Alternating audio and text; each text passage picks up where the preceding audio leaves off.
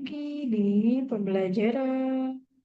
Pada pertemuan kedua materinya, pengertian komunikasi bisnis ya.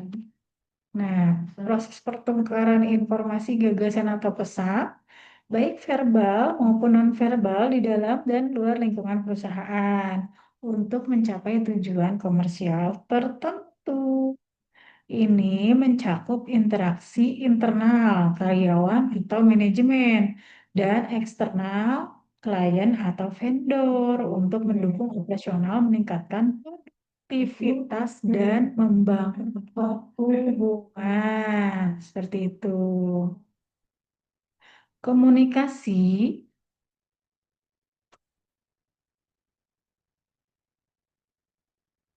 proses komunikasi mencakup pengiriman ide, pengubahan menjadi pesan, penyampaian, lalu penerimaan, dan interpretasi, lalu pemberian umpan balik.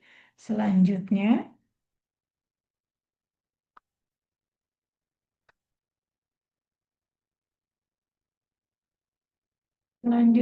komunikasi bisnis di era digital.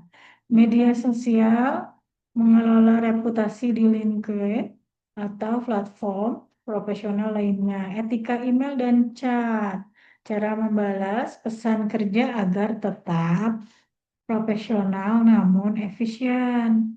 Rapat virtual, tips mengelola Zoom atau Teams fatigue, dan memastikan audiens tetap terlibat.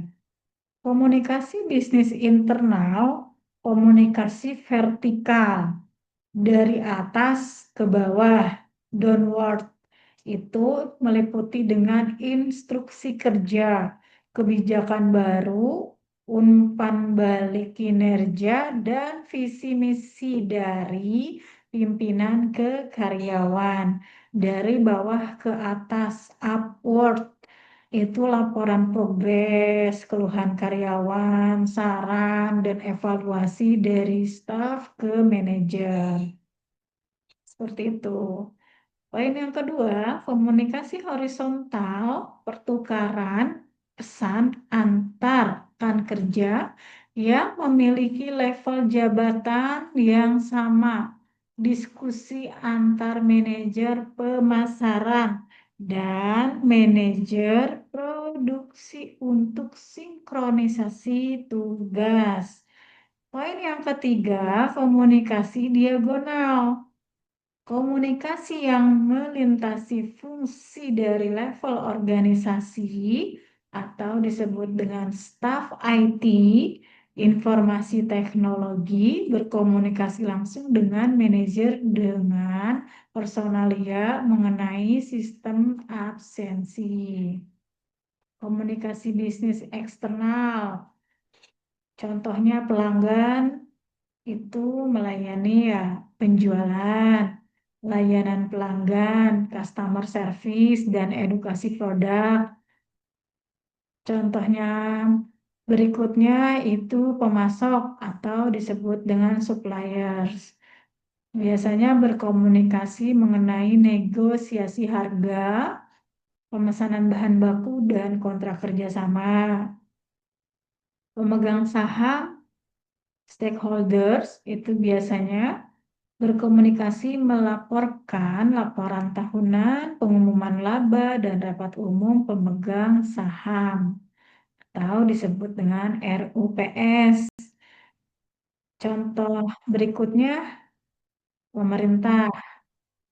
Pemerintah, pelaporan pajak, kepatuhan hukum, dan perizinan. Masyarakat dan media, public relation, humas, tanggung jawab sosial perusahaan, CSR, dan konferensi pers.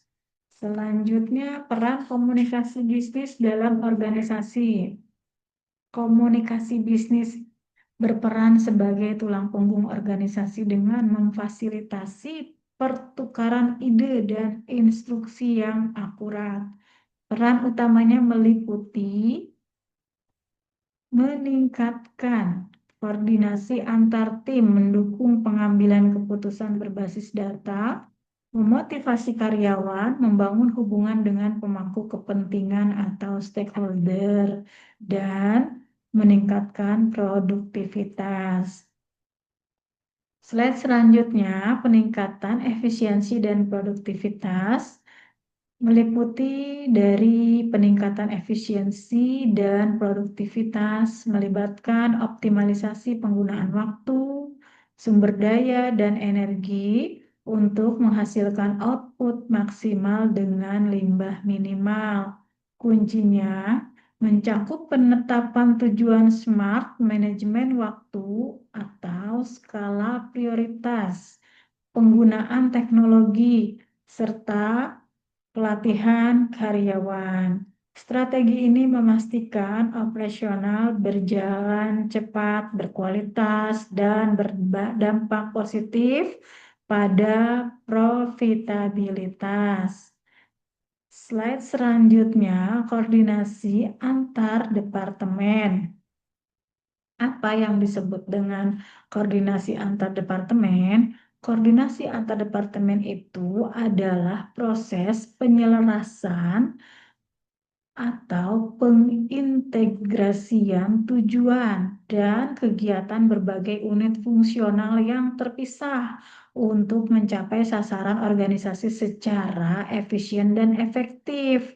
Hal ini krusial untuk mencegah tumpang tindih pekerjaan, meningkatkan komunikasi, serta mendorong sinergi antar bagian seperti tim produksi, pemasaran, dan keuangan. Poin penting mengenai koordinasi antar departemen.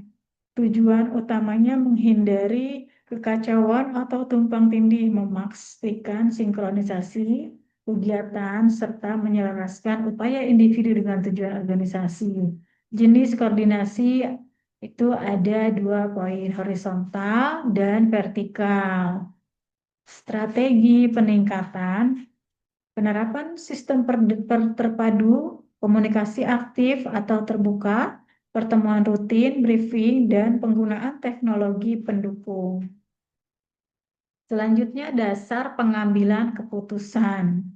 Dasar pengambilan keputusan adalah landasan atau pendekatan yang digunakan untuk memilih alternatif terbaik guna menyelesaikan masalah yang meliputi intuisi, pengalaman, fakta, wewenang, dan rasionalitas.